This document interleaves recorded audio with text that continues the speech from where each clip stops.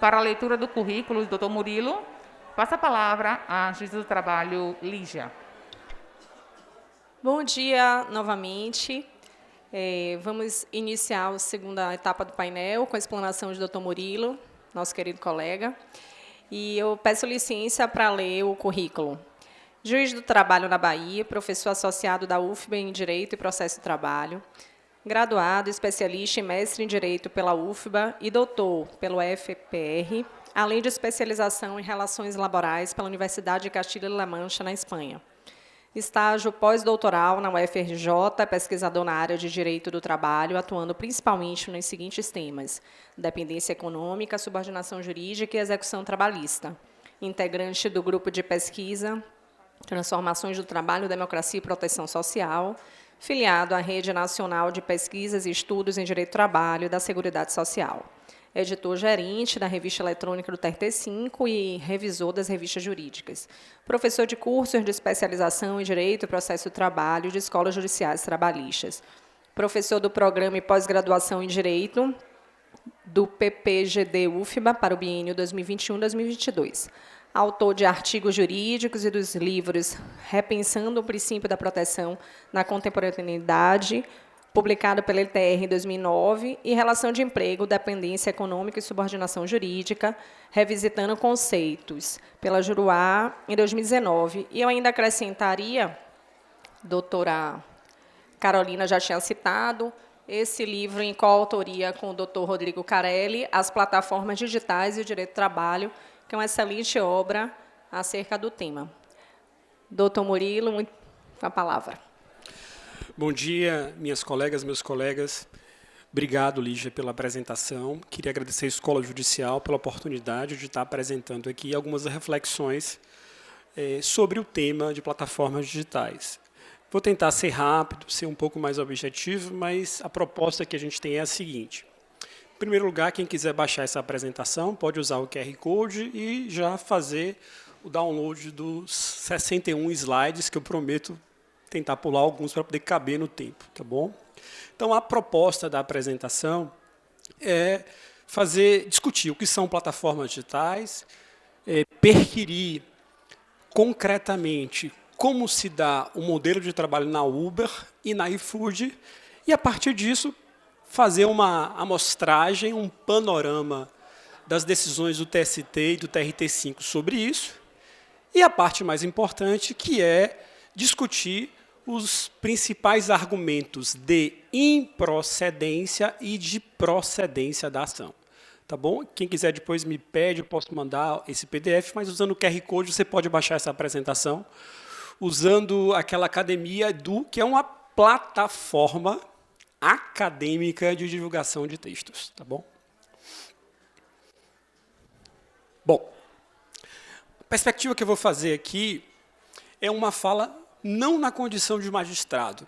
Eu nunca julguei nenhum processo de plataforma digital. Naturalmente, já li processos, né? Mas a minha fala aqui é na perspectiva de um pesquisador. Há 5 anos eu estudo plataformas digitais, há 5 anos eu recebo financiamento do CNPq com bolsistas, tive 10 bolsistas, PIBIC, como a gente chama na UFBA, que fizeram mais de 250 entrevistas com diversas plataformas judiciais.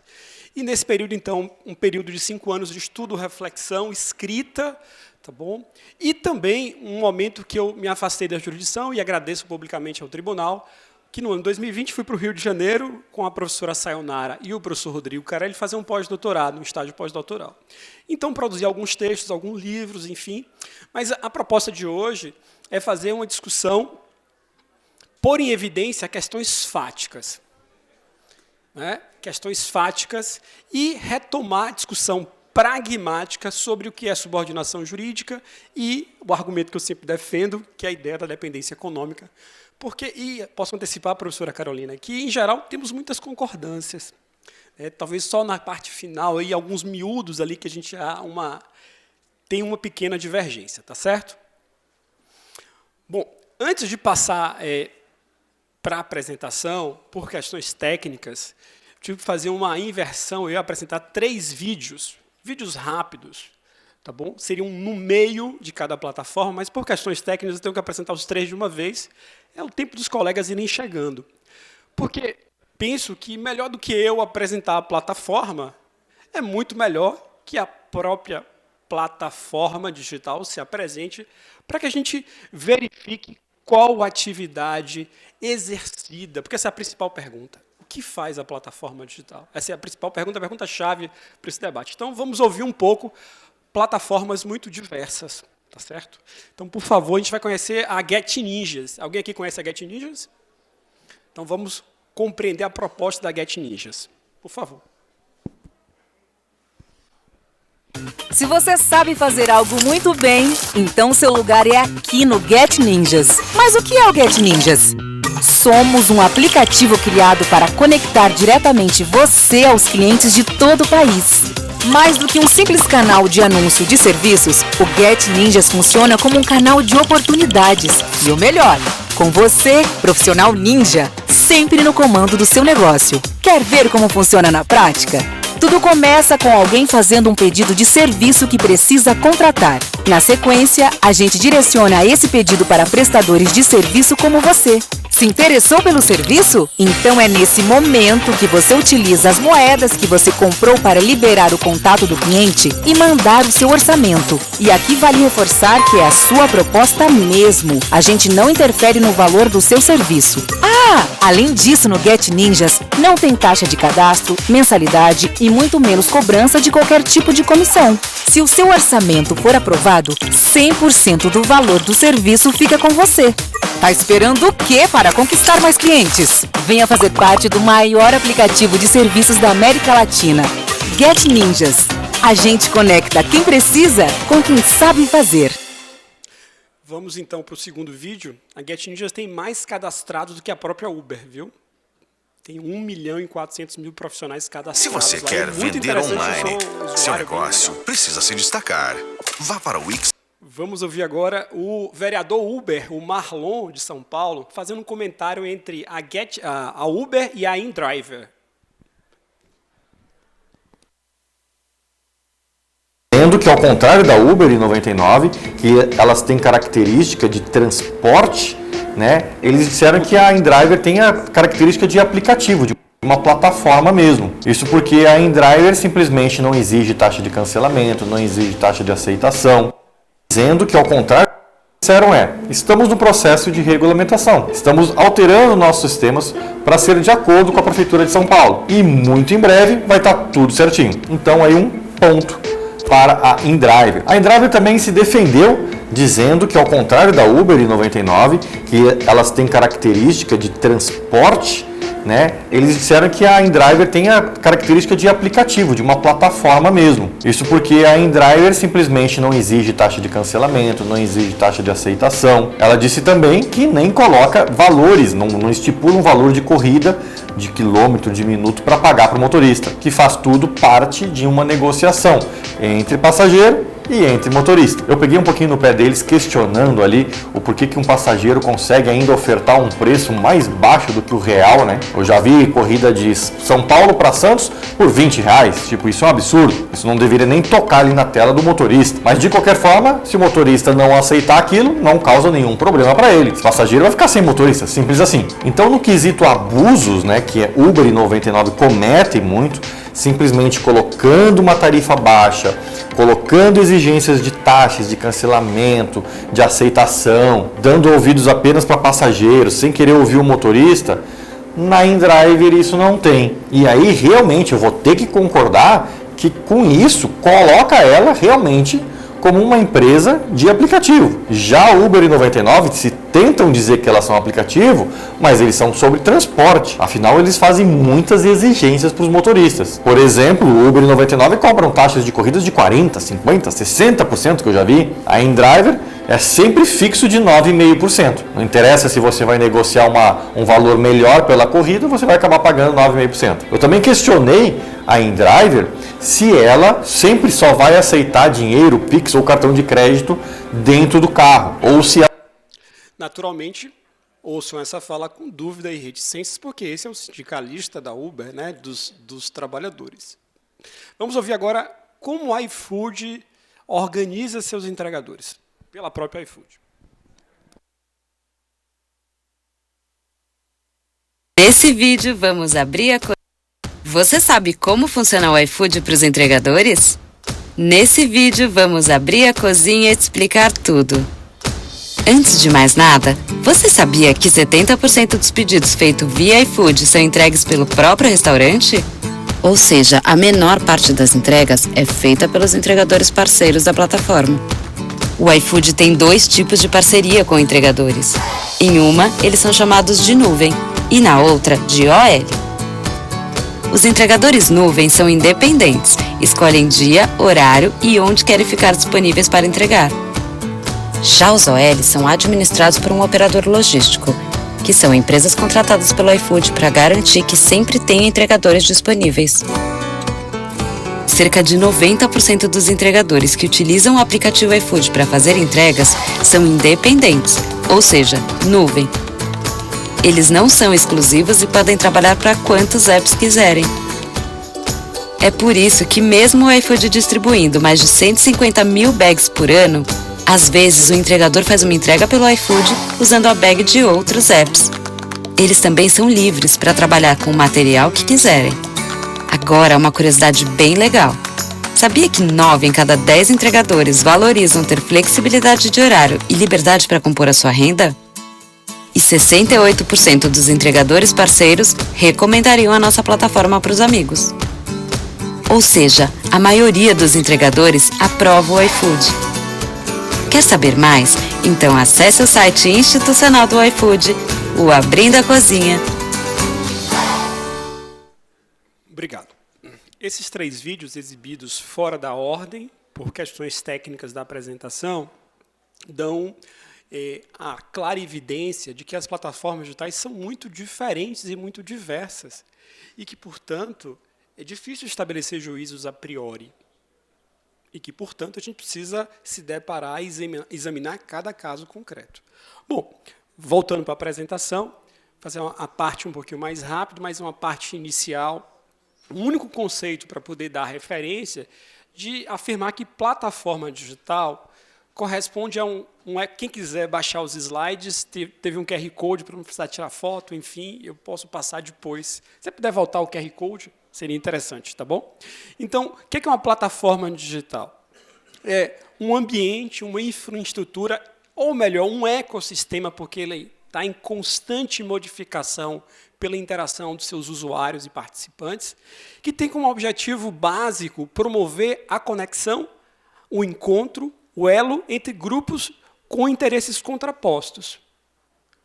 Certo? É bem simples. Uma feira de rua é uma plataforma física, presencial. O shopping é uma plataforma.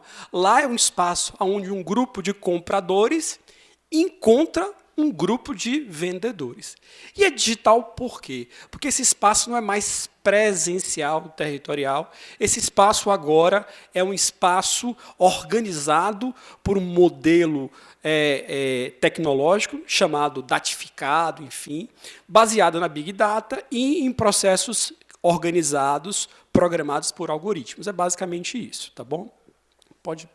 Perdão, eu vou passar aqui que eu esqueci. Então, já defini. E aqui eu queria fazer uma insistência.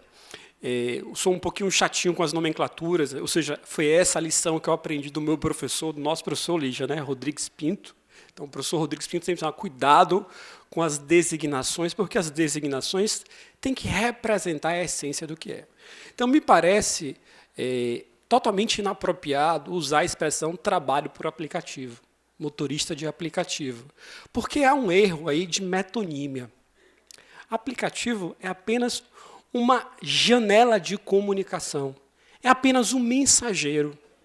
E outra coisa, no mundo digital, na economia digital, o uso de aplicativos está espraiado em todos os setores. Nós, juízes do trabalho, trabalhamos pelo aplicativo ou não? Não assinamos pelo aplicativo do PJE?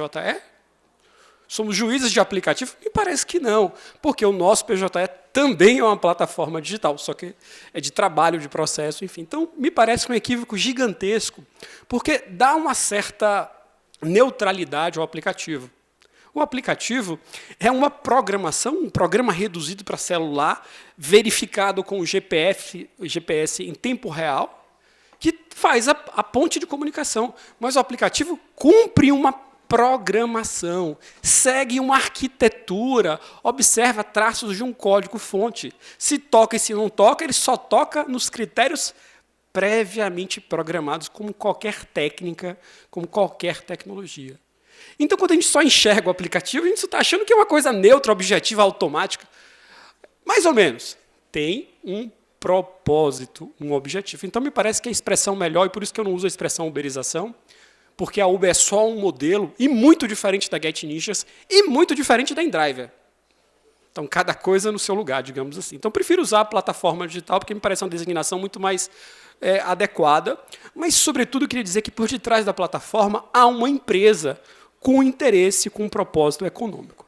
E aqui eu chego, né, essa apresentação foi criada a partir de perguntas. Meu propósito aqui, naturalmente, e obviamente, não é convencer vocês, mas trazer perguntas, trazer questões para que a gente reflita, né? Enfim. Então, a primeira coisa que eu preciso dizer é as plataformas digitais são uma economia de compartilhamento? Do ponto de vista teórico, não. A Uber não compartilha viagens, a Uber vende viagens. O iFood não compartilha nada. Ela vende para alguns um serviço de tecnologia, para outros um serviço de entregas. Então, me parece, com muita vênia, a decisão do STJ, que a professora Carolina citou, incorreu num descompasso, digamos assim, conceitual acadêmico, porque a economia do compartilhamento quer dizer um uso a partir de uma comunidade sem perspectiva de monetização. Pode até ter monetização, mas o propósito não é ganhar dinheiro. O propósito é usar melhor as coisas, compartilhar ferramentas, trocar, emprestar um carro, carona solidária. Isso tem a ver, se tivesse um aplicativo de carona solidária, isso sim seria a economia do compartilhamento. Mas a perspectiva dessas empresas é ganhar dinheiro. Então, me parece que é inadequado pensar um modelo em que um quer lucrar naturalmente, legitimamente, e algo óbvio no modelo capitalista que vivemos. Então, vocês perceberam, mas eu posso dizer, a partir desses 5 anos de pesquisa, investiguei, estou fechando agora a pesquisa da Cornershop e da Rappi, mas trabalhei com a iFood, com a Uber, com a 99, com a GetNinjas, né, e com a Parafuso, e percebi que tem situações fáticas que elas são muito distintas entre si. Elas não são todas iguais, e a gente não pode colocar todas num balanço. Então, já viram a apresentação da GetNinja, eu vou passar um pouquinho, mas eu queria falar da GetNinja. O que a GetNinja é? Ela é o que a gente chama de uma plataforma própria ou plataforma pura. Porque ela tem como papel, vocês viram no vídeo, apenas exercer essa função comunicativa, essa função de vitrine de pessoas. Ela tem os seus problemas lá, muito interessantes por sinal, porque ela promove uma concorrência de leilão inverso ou reverso entre trabalhadores. Então, hoje, vocês podem abrir agora o site ou o aplicativo e pedir: eu quero que alguém faça uma sentença para mim. Sim, bota lá. Vai ter advogado que vai querer redigir uma minuta de sentença. Em 15 minutos, no seu WhatsApp, 4 propostas vão tocar. Eu faço essa tarefa por X. E você vai negociar diretamente o preço com essas pessoas. Tá bom? Tem um sistema de moedas virtuais, ou seja, a GetNinjas tem um modelo plataformizado que não precifica o trabalho do prestador de serviços, que não exclui, que não pune, que não monitora, não fiscaliza e que cobra diretamente do trabalhador. Tá certo? Num dos artigos que publiquei sobre o tema, constatei, a partir da pesquisa, que se trata de uma plataforma típica até 2021 de trabalho autônomo, porque essa plataforma não exerce ingerência ou controle sobre os seus trabalhadores. Então, essa é uma primeira conclusão que a gente pode tirar aqui do ponto de vista do modelo empresarial, sem prejuízo de, no caso concreto, verificar ou não os demais requisitos. Mas essa plataforma foi desenhada, elas podem mudar, mas foi desenhada como trabalho autônomo.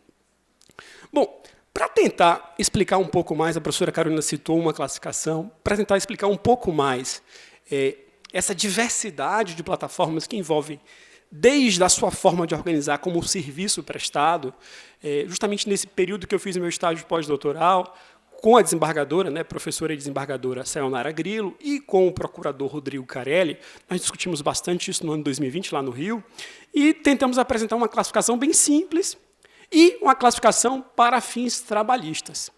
Então, nós chamamos, né, não é bem esses nomes que eu coloquei nos slides, mas nós chamamos as plataformas digitais de trabalho em 2 grandes campos. O primeiro campo, as mediadoras, ou seja, fazem só a função chamada, na linguagem de mercado, marketplace, né, lugar de venda, né, vitrine. Seu papel é apenas de ser comunicação. Né? Um exemplo disso, só que não é de trabalho, é o Mercado Livre. Mercado Livre é uma plataforma, um típico marketplace. Tá bom? E essas plataformas não fazem ingerência no trabalho daqueles que estão lá cadastrados. Por outro lado, nós chamamos de plataformas digitais dirigentes, não ficou muito bom o nome, mas tem um impacto, mostra que, além dessa primeira função comunicativa, de pôr em contato, de pôr em encontro as pessoas, de fazer o elo, de fazer a conexão, elas fazem uma gerência, uma padronização e processos de controle. Se a plataforma exerce o poder diretivo, no caso concreto, nos parece que a legislação que define empregador como aquele que exerce direção pode ser aplicada. Aí começamos nossas divergências, né, professora Carolina? Mas, enfim. Aqui tem, então, a questão da Uber, da InDriver, é muito interessante porque, vejam, a escolha de precificar não é inerente ao modelo de negócio das plataformas. É uma escolha da Uber. A InDriver não precifica. Eu estou iniciando a pesquisa sobre a InDriver a partir de setembro. Mas a prévia que eu tenho da InDriver é que ela não exerce direção, porque ela não tem taxa de aceitação, não tem punição, porque ela dá liberdade para o motorista de dizer o seu valor. Então, o que me parece é que, quando a gente sai do discurso mais abstrato e vai nos pormenores dos fatos, ou das narrativas, digamos assim, é perceptível, às vezes, mecanismos de controle. E nem sempre vai, apesar de haver subordinação ou dependência, penso que nem sempre vai haver vínculo de emprego. Porque, fazendo uma antecipação, um spoiler, me parece que o grande problema dessas plataformas não é a ideia de dependência ou subordinação, vai estar na ideia de não eventualidade. Aí é que mora a situação. Mas esse é um debate que a gente vai tentar chegar no final. Bom, chegando no caso da Uber, né, quem abre o site da Uber vê que a Uber diz que faz isso. E essa é a grande primeira pergunta das plataformas, que a gente tem que, fugindo das propagandas, ou de discursos ideológicos, de sindicalistas, enfim, a gente tem que perquirir, problematizar se aquela propaganda diz respeito à realidade. Tá certo? Então, a Uber diz que não faz serviço de transporte, que não é um aplicativo de táxi. A Uber diz que vende tecnologia. Ponto.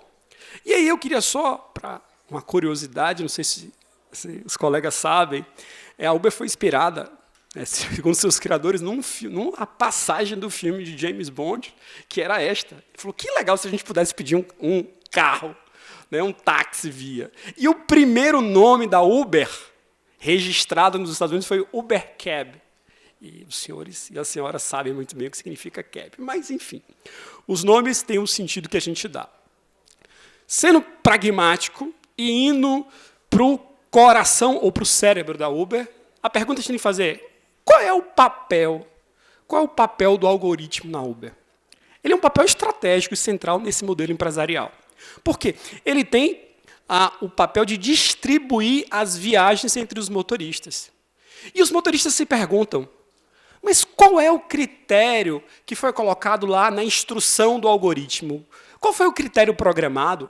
A Uber, às vezes, diz, eu distribuo para o motorista mais perto. Uma lógica de eficiência muito interessante. Com isso, ele tem um ganho econômico, ao invés do táxi ou do carro ficar rodando pela cidade, só chama mais perto. A Uber é maravilhosa. Aliás, parênteses, eu sou usuário da Uber, viu, meus caros? Eu sou cliente nota 4.88 na Uber. Sou bem avaliado lá, inclusive, porque eu acho maravilhosa a ideia de ter acessibilidade, simplicidade e eficiência nesse modelo. Tá certo? Olha a nota de vocês, está logo no início, minha conta, notinha. Estou querendo chegar em 5, mas ainda não consegui. Olha que eu dou sempre gorjeta, né? Aí. Vamos lá. Então, outros motoristas dizem que a viagem distribuída para quem tem a nota mais alta.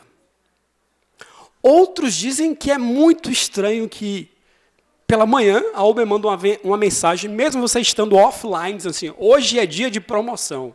Se você fazer 10 viagens, você vai ganhar R$200. Bom, isso no direito do trabalho antigo, não sei no novo, mas seria um prêmio, né? Uma meta diária. E aí o sujeito que não ia trabalhar naquele dia, que estava exercendo a sua liberdade de não trabalhar, não, vou trabalhar porque eu vou ganhar esse prêmio. Né? Vou ter esta premiação. Ele vai e começa a trabalhar. Então ele faz o dia inteiro, 10, 12, 13, 14 horas, e ele para na 9ª viagem, a 10ª não chega. A 10ª não chega, não chega, não chega, não chega. Ele falou, pô, que coisa, estão me passando para trás. Né? Bom, o algoritmo, como eu acabei de falar, convoca motoristas offline, segundo dizem os trabalhadores. E o mais importante, o argumento que para mim é mais caro e mais importante, porque concordo com a professora Carolina, eu também não acredito na subordinação, só colocaria um adjetivo clássica. Porque a subordinação clássica tem uma série de problemas e, na prática, nos indícios, aquilo que algumas decisões dizem que é autonomia, outras dizem que é subordinação. Ou seja, a gente não tem muito consenso. No meu modo de ver, a ideia de subordinação, uma problematização, sempre foi vazia ou contraditória. Então, eu não defendo a subordinação, acho que a subordinação é um conceito, enfim. Mas esse é um outro papo que não é do dia aqui. Então, veja, o algoritmo define o preço, né, sugere um preço de início, ele pode mudar o preço depois, tá certo? O algoritmo faz bloqueios silenciosos. Né? Alguns usam a palavra bloqueio branco, mas me parece que hoje em dia essa é uma palavra inapropriada chamar assim. Então, vou chamar de bloqueio silencioso, porque não diz nada, a pessoa está logada e não recebe viagens. O algoritmo também exclui as pessoas da plataforma. Então, ele tem um papel muito importante. E aí, o que acontece? Olha que interessante. Ah, Murilo, mas isso aí é a narrativa, né? É o choro dos trabalhadores. Sim, pode ser, provavelmente é. Não sei se é verdade. Aliás, a única forma que saberemos se isso é verdade ou não é se a gente pudesse verificar o quê? Qual é a programação do algoritmo. Mas, por questões processuais, no caso do Brasil, há decisões, né, com toda a vênia, que impedem o exercício por um contratante, seja ele empregado ou não, a exercer, a ter informação, a exercitar um princípio basilar do direito civil que inerente à boa-fé objetiva, que é direito de informação. Porque esse é um segredo. Mas esse também é um outro debate. Vamos então falar um pouquinho das notas da Uber, porque essa é a parte bela. Há um discurso, que muitas vezes é realidade, mas muitas vezes é falso, de que há liberdade de recusa. Mas a liberdade de recusa tem um preço, meus caros. Essa liberdade não é impune. Então, pelas informações que eu colhi nas entrevistas, eu adoraria que a Uber demonstrasse que esses números estão errados. Mas essas informações são sigilosas e impedidas de serem examinadas processualmente. Tá bom? E não me parece que isso é segredo de empresa. Mas aqui, em Salvador, segundo os motoristas, a nota mínima para ser motorista da Uber corresponde a 4,6 de 5. E há uma outra nota que, não sei se já ouviram falar, chama-se taxa de recusa. Você pode ter, no máximo, 10%. Vamos lá? No máximo, 10% de recusa das viagens no, por favor, modelo Uber. Não estou falando da InDriver, não estou falando da 99, não sei como se trata lá, pelo menos hoje, né? Não vou comentar. Só o Uber aqui, viu? Só este caso concreto. Para a gente apurar isso, Juca, eu gosto de fazer isso na faculdade, adoro falar isso para os meus alunos. Olha, eu vou aplicar aqui a média de aprovação, eu vou aplicar a média de aprovação Uber na faculdade. Bom, 4,6 de 5, calculem, por favor, é média 9,2. Bom, vamos tentar traduzir isso concretamente. Para você ter 4,6, você tem que ter 46 avaliações de 5 estrelas em 50 corridas. Para você ter uma taxa de recusa de até 10%, você tem que aceitar 45 de 50. Bom, isso me parece um expediente de controle significativo. Né? E que me parece que, do ponto de vista concreto, real, né, corrói o discurso de liberdade de trabalho, liberdade de ativação e desativação. Tá bom? Vocês sabem que a Uber grava as viagens. Vocês sabem, não sabem? Naturalmente, isso é óbvio. Sabem que a Uber monitora as freadas. E sabem que a Uber monitora as tecladas ou os toques que o motorista ou o passageiro dá, mesmo estando offline. Pequena dica, nunca, mas nunca, peçam um Uber com a bateria baixa. A Uber sabe disso e vai aumentar a tarifa. Bom, do ponto de vista prático, real, a Uber exclui os trabalhadores. E, aliás, eu tenho acompanhado julgados cíveis e trabalhistas, esta é a principal demanda judicial no Brasil. Pedir para retornar à plataforma. Por quê?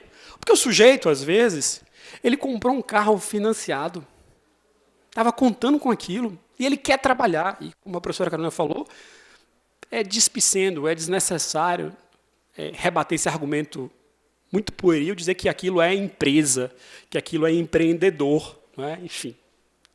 Mas vejam, olhem essas mensagens da Uber. Sua conta foi desativada. Olha que mensagem sutil. Sua conta requer atenção. Mas como assim, se eu sou autônomo? Por que minha conta requer atenção? E tem uma maravilhosa. Nos últimos 30 dias, você cancelou a maioria das viagens. Então, você não pode ser trabalhador aqui. Tá certo?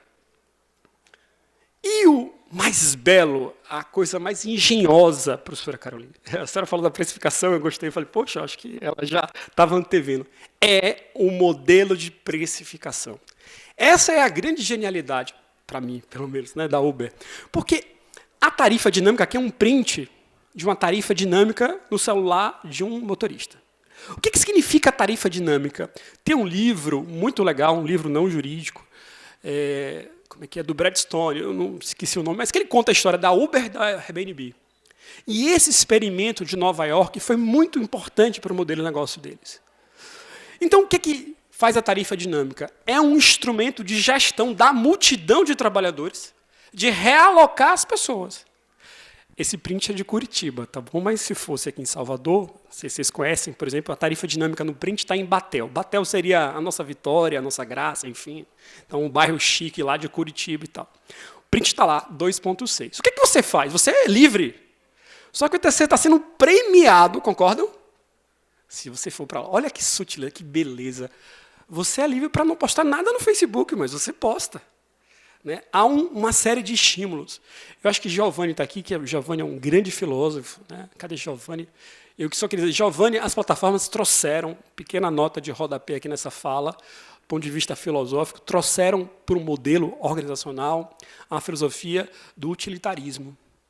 Aqui se mobiliza as pessoas, se convence as pessoas com prêmios, se você agir bem, e punições, se você agir mal. Mas você é sempre livre. Só que, nesse roteiro pré-escrito, quem agir mal, olha as notas, está fora do sistema. Então, o que a precificação faz? Reorganiza os trabalhadores, tá certo? Promove um engajamento muito interessante, a melhor fórmula de engajamento é essa. Quanto mais trabalho, mais eu ganho, então ele tem interesse em trabalhar. E vejam, se o valor é baixo, ele vai trabalhar muito.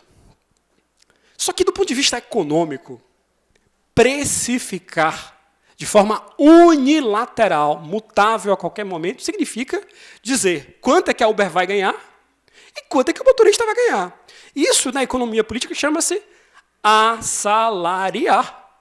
Porque eu defino o meu lucro e o teu lucro. Bom, no direito do trabalho antigo, né, vocês me perdoem, mas eu sou eu fui orientando de Pinho Pedreira, enfim. Né, no direito do trabalho antigo que eu aprendi, não sei se está válido ou não, isso se chama uma antiga fórmula salarial chamada salário auferido por unidade de resultado, vulgarmente chamada de salário por peça. Portanto, perquirir jornada é irrelevante. A gente não perquire, assim, do ponto de vista, em primeiro lugar, não é constitutivo da relação de emprego para quem ganha por produção discutir jornada. Ele pode ter uma jornada livre, enfim, mas eu não quero antecipar. Mas eu quero trabalhar esse argumento aqui rapidamente, por causa do tempo. Meu Deus. Tem quanto tempo aí? 30. Desculpem. Esse argumento é bem interessante porque se fala, e está nas decisões judiciais, você ganha muito. Motorista ganha muito. Por favor, acompanhem rapidamente, esse é um artigo publicado, tá certo? Com os dados de 2017. Porque em tempos de pós-verdade, para não falar em fake news, eu prefiro sempre apostar como professor e como acadêmico em processos científicos de verificação de realidade. E aqui tem um artigo acadêmico que fez uma série de entrevistas em Brasília e que ouviu as pessoas, que fez contas, tá bom? Então, o sujeito, em 2017, o motorista da Uber ganhava, bruto, R$6.000. Excelente pagamento, concordam? Excelente. Um assalariado normal brasileiro não ganha isso. Mas por quê? Porque neste modelo, a forma salarial tem uma outra compensação. Todas as despesas, todos os custos, todos os riscos são por parte do trabalhador. E vamos fazer, então, as contas.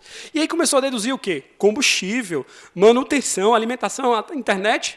Resultado líquido, R$2.000. É claro, quem ganha 6.000 e não sabe fazer conta, vai achar que está ganhando 6.000. Só que, colegas, essa conta está errada. Essa conta está errada. Obrigado, Marquinhos. A conta certa ainda tem um fator principal. Chama-se depreciação do veículo. Tá bom? Então, qual é o resultado final? Muito próximo do salário mínimo. Sem fazer um spoiler, mas no inquérito do Ministério Público do Trabalho do Rio de Janeiro, o ex-gerente, o ex-CEO da Uber, disse que o algoritmo programava lá que se pagasse 1,2, 1,4 salário mínimo por hora. Uma programação. É verdade? Não sei. Precisaria verificar se essa programação está lançada ou não naquele mundo digital. Certo? Mas aqui é só uma opinião, gente. Pode ser diferente. Desde que haja transparência. Acho que o principal problema é a falta de transparência.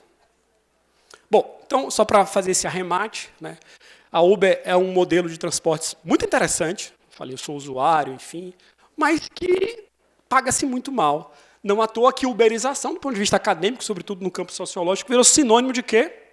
Sinônimo de modelo precarizado de trabalho sem direitos, enfim. Eu ia falar do iFood, mas não vai dar tempo. Eu quero focar no iFood, tá certo? Mas não vai dar tempo, mas eu vou tratar indiretamente. Pois é, já recebi o aviso prévio aqui. Então, vou pular um pouquinho, tá certo?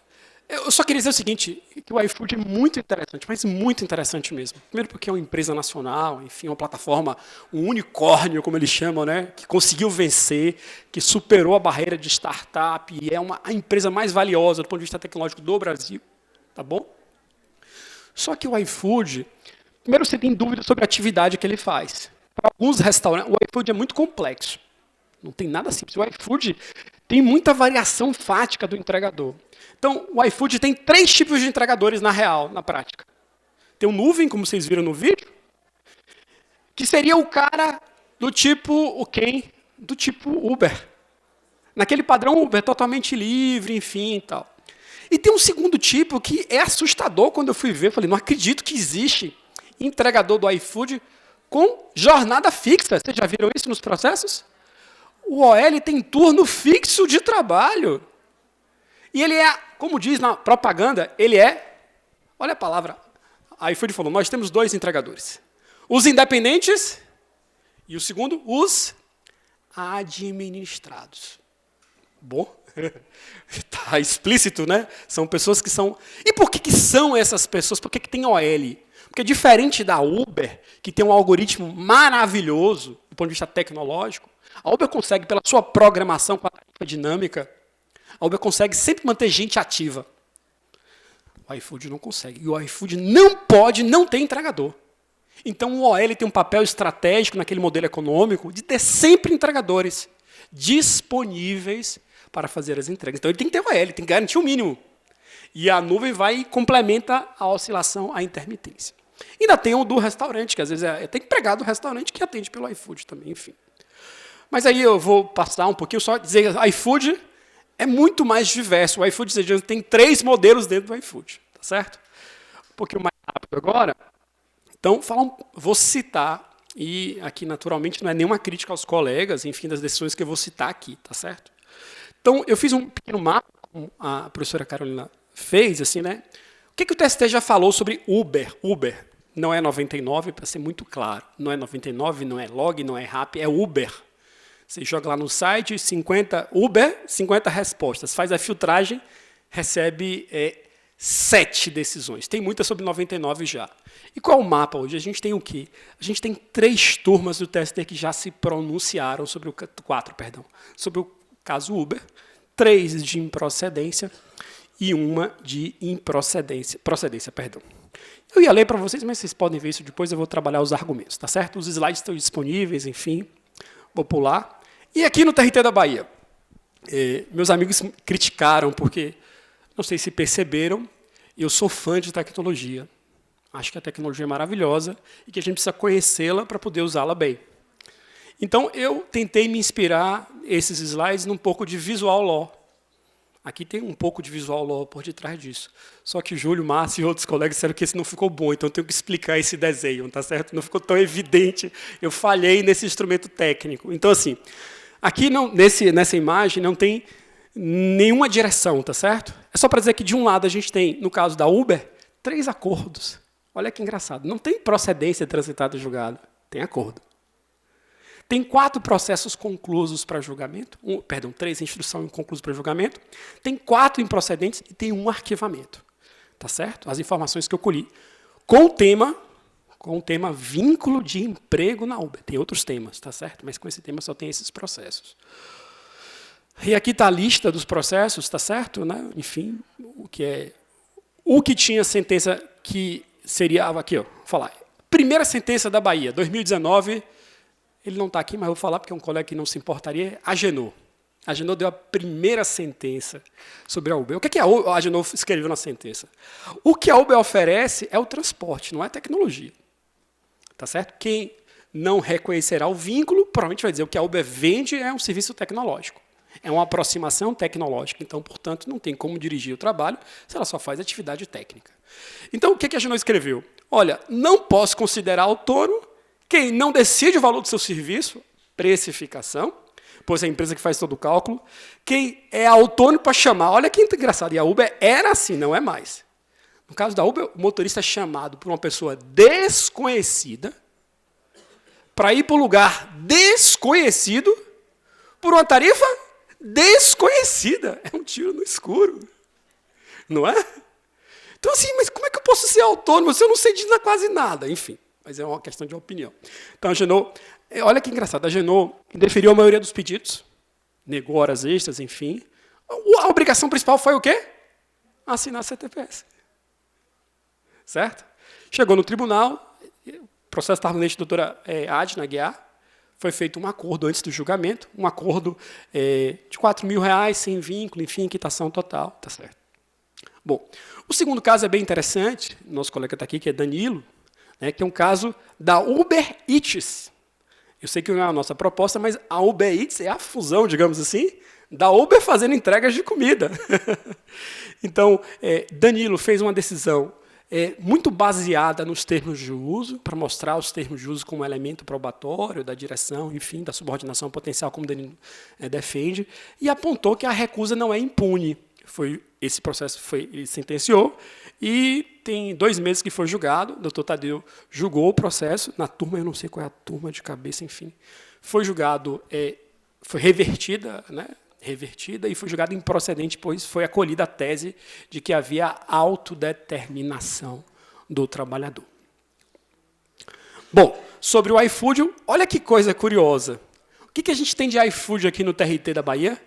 A gente só tem basicamente OL. Então, nesses casos, se pede, em geral, o vínculo do entregador com o OL, o administrador, concordam? E a responsabilidade subsidiária do iFood. Temos 9 decisões, algumas transitadas, outras não. imputando responsabilidade do iFood. Temos 4 em fase de instrução e julgamento e temos uma improcedente. Tem uma decisão, né, da colega Viviane que repercutiu bastante, vocês sabem, enfim, eu nem sei se teve recurso, é mandado de segurança. Bom, agora vamos chegar no ponto-chave. Eu peço desculpas porque eu poderia falar, sei lá, algumas horas, mas eu preciso ser mais direto e objetivo, estou tentando. Então, quais são os principais argumentos, tá certo? Para a gente fazer isso, a gente tem um itinerário. E essa parte da fala de hoje aqui serve para qualquer debate de vínculo de emprego. Concordam? A gente parte da prova documental, cogita, às vezes, prova pericial, e depois vai discutindo os requisitos secundários e depois os requisitos principais da relação de emprego. Então, é mais ou menos isso que eu vou fazer aqui. Eu vou passar um pouco mais rápido, mas eu vou mostrar os termos de uso da Uber e do iFood. Só uma ressalva importante. Esses documentos que eu estou apresentando são de 2020 e 2021. Por que eu falo isso? Porque a qualquer momento esses termos de uso são alterados. Tá certo? E se a gente for utilizar isso algum dia em algum processo, a gente vai ter que fazer um uso de uma prova digital muito interessante chamada máquina do tempo.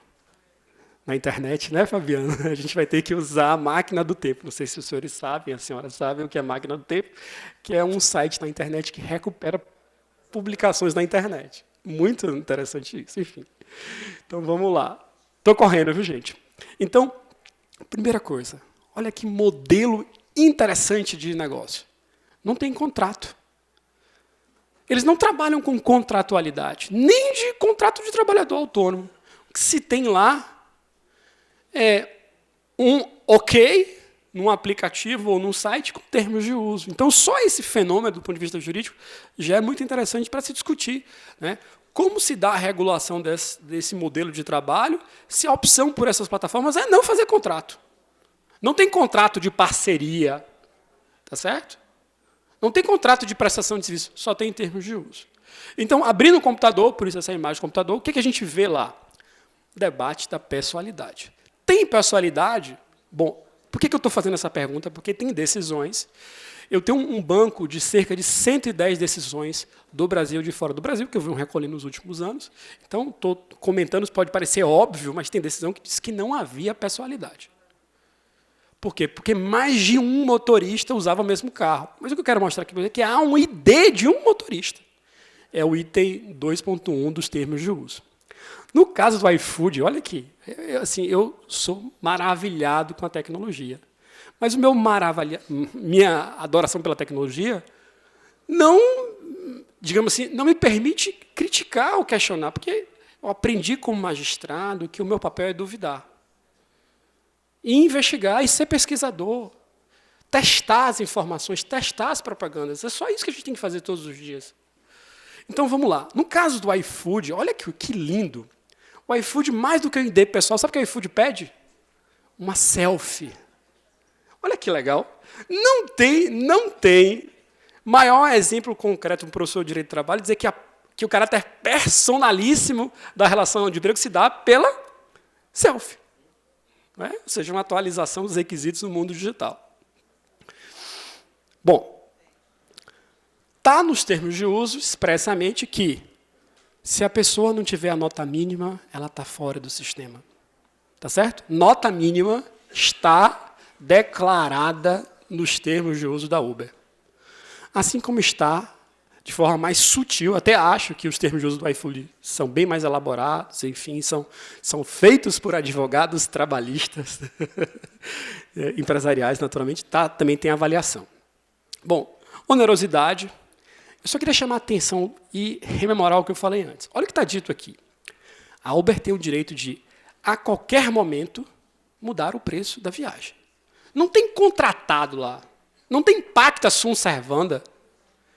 Tá certo? Ou seja, a viagem começou com uma tarifa esperada de R$30, mas pode ter como final uma tarifa de 25 ou de 35. A tarifa da Uber começou numa perspectiva de cobrar 20% de comissão, mas pode ter um resultado final de 40%. Bom, isso no direito civil me parece um manifesto abuso de direito. É um poder potestativo, para usar essa expressão muito icônica, de dirigir o trabalho do outro do ponto de vista da precificação. Tá certo? E ela faz uma autocontenção, que também é uma palavra bem bonita, né? Mas eu vou fazer isso de forma razoável. Tudo bem. Eu só esperava ver um dia a demonstração de qual foi a razoabilidade desses preços. Os motoristas falam que já tiveram viagens onde a Uber cobrou 50%. É verdade? Não sei. Só poderia confirmar isso se tivesse acesso ao algoritmo da Uber. Aliás, os colegas, o índice de acordo nos processos onde há perícia é gigantesco, viu? É gigantesco. Bom, a parte do controle que vocês sabem, enfim. E aqui o que eu falei, as condições são sempre mutáveis. Vou tentar aqui, mais uma vez, a parte da precificação, porque isso é muito importante. Veja, a Uber pode mudar o valor da corrida a seu critério, mas ela também pode mudar a taxa que ela cobra. A colega Jaqueline, de Feira, ela julgou um processo da Uber lá em Feira, não sei se foi Uber, foi outra empresa. Ela escreveu uma coisa belíssima. Ela fala assim, se a Uber fosse uma radiotáxi, ou um jornal, se fosse só um anúncio, uma vitrine de pessoas, a Uber não poderia cobrar 25% a 30%. Já estou ciente. Já recebi meu bloqueio silencioso. É claro, está certíssimo. A gente tem que ser rigoroso nas coisas que a gente faz. Enfim, eu escolhi mal, quis mostrar muita coisa, então tenho que sofrer o ônus disso, né? E vejam, então a Uber pode mudar a sua taxa, ou seja, o quanto ele arrecada a qualquer momento, sem qualquer aviso. Veja, até um civilista clássico ficaria horrorizado com esse arbítrio contratual, se você tomar os termos de uso como um contrato. Bom, como eu sugeri e insinuei o tempo inteiro, saber se isso é verdade ou não dependeria de uma perícia. E, infelizmente, isso tem sido vedado pelo TST. Né? Ou seja, o direito de produção de prova tem sido vedado sobre a alegação de segredo empresarial. Tentando fazer uma analogia, espero que eu consiga acertar na analogia, me parece que o fato da Coca-Cola ter um segredo empresarial não iria impedir uma inspeção judicial para examinar as condições de trabalho na Coca-Cola. Concordam? Porque nas perícias que foi determinado nos processos, no TRT1, inclusive, a perícia é adstrita aos critérios usados pelo algoritmo, pelo código-fonte, precisamente, para as questões de trabalho, como exercício do direito de informação do contratante. Tem um problema aí eu queria só apontar isso. No meu sentir, o grande problema das plataformas digitais é a questão da eventualidade. Como assim? Eu vejo algumas, tá certo? Que, em certo tempo, dirigem, expressam poder diretivo, controlam, se apropriam. Mas eu não sei se, no caso concreto, o trabalhador tinha uma regularidade suficiente a se ter um pacto. Vamos imaginar um sujeito que vai na Uber uma vez por mês. 2 vezes a cada 3 meses. Me parece que, nesse caso, não haveria o preenchimento do requisito, né, não eventualidade, e, portanto, não haveria vínculo de emprego. Então, eu realmente não sei. E tudo que eu estou falando aqui também está datado. Datado como? Isso diz respeito a 2020, 2021. Eu não sei como é que estão os termos de uso da Uber hoje. Né? Enfim. Bom, nas diversas decisões brasileiras e estrangeiras sobre o tema, consegui catalogar os 7 principais argumentos para se negar o vínculo de emprego. Tá bom? O primeiro argumento é esse. Liberdade de ativação e desativação. O segundo argumento é o quê? A ausência de ordens. Não tem ninguém para te dar uma ordem. O terceiro argumento é não tem controle de horários. Um quarto é, como a gente já viu aqui, o sujeito ganha 75% do valor da viagem, portanto, ele é o sócio majoritário, não se aplica a relação de emprego. O outro argumento muito interessante, que me parece que aí casa com a ideia da eventualidade ou não, que é trabalhar para outros aplicativos. Tem um argumento que fala que o sujeito não recebe da Uber, recebe do cliente, então, portanto, não há onerosidade. Me parece que é um pouco falho esse, porque quem diz o preço é a Uber, não é? Enfim. E que não há pessoalidade, porque já teve um caso muito curioso, que havia um, digamos assim, um subordinado do uberizado. Enfim. Bom, Lígia, vocês me permitem mais 5, 7, 10 minutinhos, não vou enganar vocês, tá certo? Não vou enganar vocês. E aqui, acho que Carolina vai concordar comigo, porque nesse ponto a gente concorda. Ótimo, Lígia. Me parece que nós, julgadores, professores, doutrinadores, demos um excesso de valor a um traço que se chama subordinação, uma ideia que se chama subordinação jurídica, tá certo? E esse traço sempre associado com um registro de jornada. A gente sempre acha que empregado é aquele que tem que ter registro de jornada, ou que recebe ordens. E, de fato, esse cenário não é evidente lá. Não tem ordens expressas, não tem nenhum encarregado, não tem nenhum capataz. Tá certo? Mas eu queria rememorar que antes da reforma trabalhista, que desde a CLT, sempre tivemos figuras com que o José Martins Catarino, outro professor que eu não conheci, mas que eu adoro, chamava de subordinação rarefeita. O que ele dizia? Que no trabalho, no domicílio, no trabalho externo, no sujeito de cargo de confiança, no teletrabalho e naquele que ganha por produtividade, há uma autogestão por parte do empregado sobre sua jornada de trabalho. Certo? Bom, aí vem a pergunta-chave, mas ele recusa. Concordam? Ele pode recusar. Verdade, ele pode recusar. Tem limites? Tem. Vimos lá, taxa de recusa. Mas vamos discutir. Essa recusa foi, em primeiro lugar, autorizada pelo sistema ou não?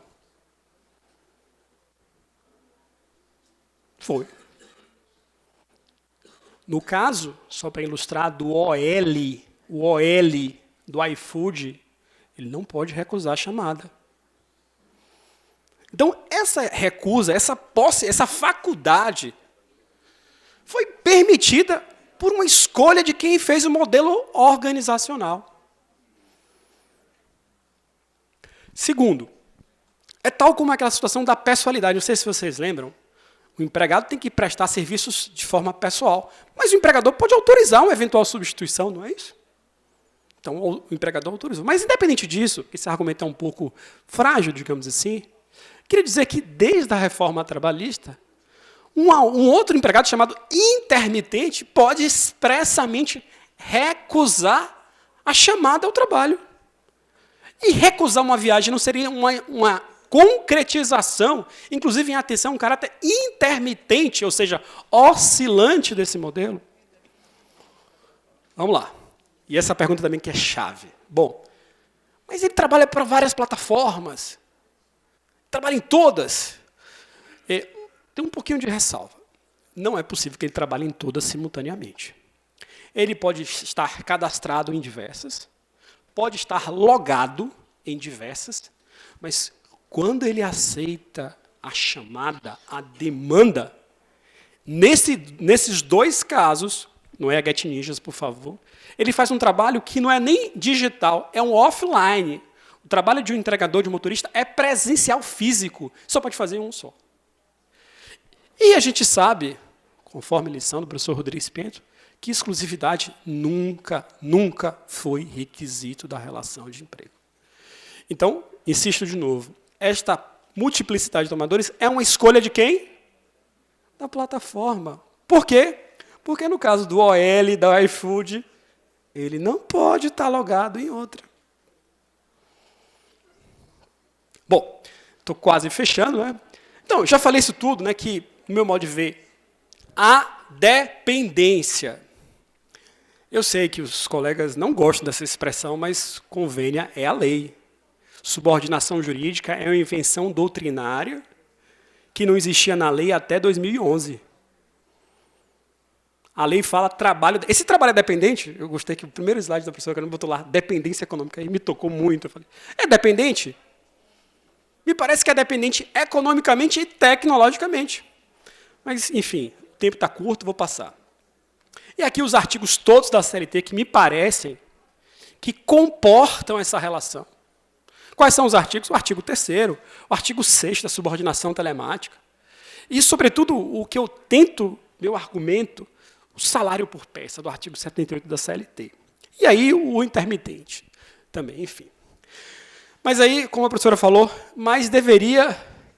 Aí tem a tese do CONAMAT, né, naturalmente, eu participei da defesa pela Matra, inclusive, dessa tese, foi aprovado, acabou, acabou.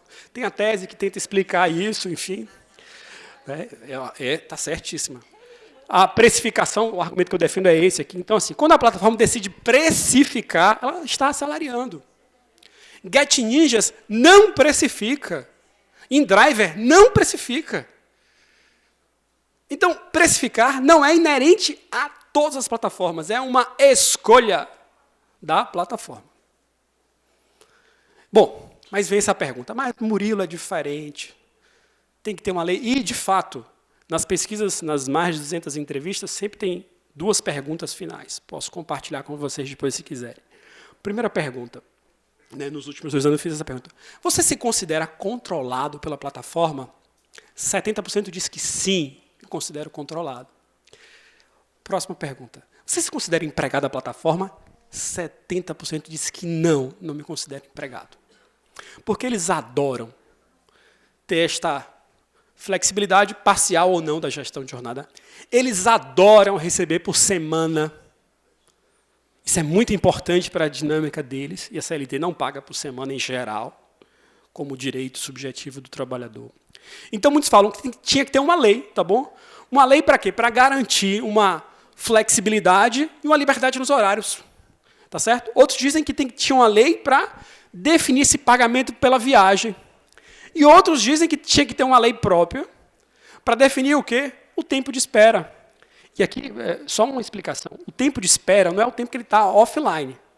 É o tempo, só para ser bem preciso, que ele está logado, que ele é chamado para trabalhar e que ele está em deslocamento, vocês estão compreendendo? Para atender a demanda. Que esse lapso e essa distância não é pago. Tá bom? Teria que ter uma lei para isso. Bom, se a gente tiver um pouquinho de... Assim, agora é o meu apelo. Um pouquinho de boa vontade, a gente podia ler a lei, tá certo? 12.609, mudada em 2015 pela lei 13.103, e reler os artigos 233A a 233F. Da onde? Da CLT. Que disciplina quem? O motorista empregado. Lá está dito que, salvo previsão contratual, a jornada de trabalho do motorista empregado não tem horário fixo. Poxa, isso é a cara da Uber. Isso é a cara de um entregador. Está dito no 235G, pode-se pagar pela distância percorrida, como se faz as plataformas. E está dito que o tempo de espera deve ser pago com 30%. Então, convenha, existe lei.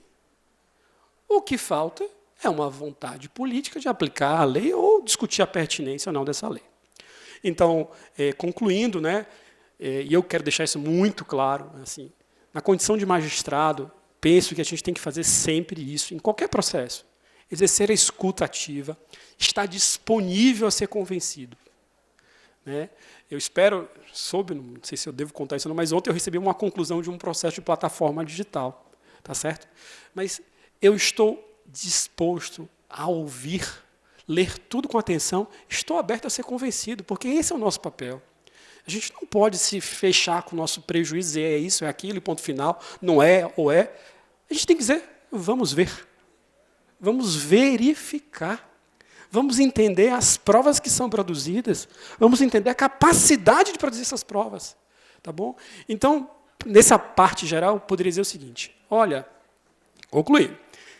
A gente precisa investigar, fora de propaganda ou fora de narrativa de trabalhador, o que é que a plataforma faz, é a primeira coisa. Tá certo? E se há um controle. E as conclusões da pesquisa que eu faço na UFA, com um projeto chamado Assalariados Digitais, é que, no meu modo de ver, precificar é manifestação de direção, tá bom? Só que eu vejo que pode não existir vínculo de emprego no caso concreto, ou seja, a posteriori, se não tiver regularidade no trabalho. Agradeço, peço desculpas, tá bom? Quem quiser baixar essa apresentação, está nesse site Academia Edu, tá bom? Também tem um blog da pesquisa que a gente divulga decisões judiciais, tem o meu contato aí, enfim, vocês sabem. Desculpem pela demora.